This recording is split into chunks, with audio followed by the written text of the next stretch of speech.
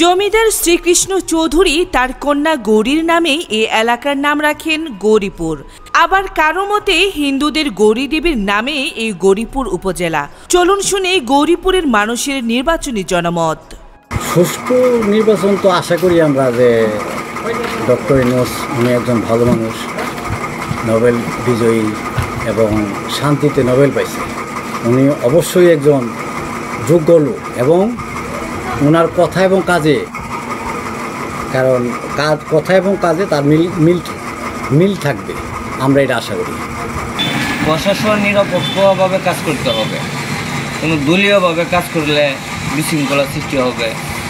গত যে নির্বাচন আইন শৃঙ্খলা সরকার বিরুদ্ধ কাজ করছে, নির্বাচন ভালো হয় নাই।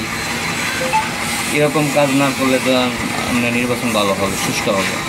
প্রশাসন গত যেগুলো নির্বাচন হয়েছে এগুলো তো প্রশাসনের একটা নীলভাবে এরা কোনো একদলীয়ভাবে এরা এই করছে, কিন্তু এখন আমরা আশা করব যে নিরপেক্ষ এবং স্বচ্ছ, তাদের দায়িত্ব যেন অবহেলা না করে, দায়িত্বের মধ্যে থেকে তাদের যে কার্যকলাপটা আছে, তাদের যে কর্মপরিধি আছে যা নির্বাচন কমিশন দিয়ে দেয়, এগুলো যদি যথাযথভাবে পালন করে আমরা আশা করি যে এবার এই প্রশাসনও নিরপেক্ষ ভূমিকা পালন করবে।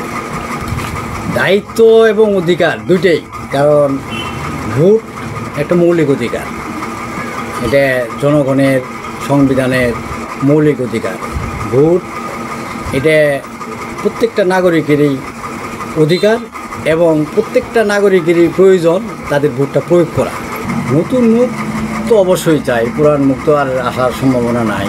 আমরা চাই নতুন কেউ নির্বাচনে আসুক, নতুন আসলে আমরা নির্বাচনে উন্নতিতে আরও বাড়বো, সাধারণ জনগণের কাজ করব বা গরিব দুঃখী মানুষের কাজ করব, পাশে থাকবো, এরকম আমরা একজন প্রতিনিধি। একটা ভালো ব্যক্তি সৎ এবং জনপ্রিয়তা থাকবে, তার ভিতরে মৌলিক ভালোটা কিছু থাকবে, এরকম হলে একটু ভালো হয়।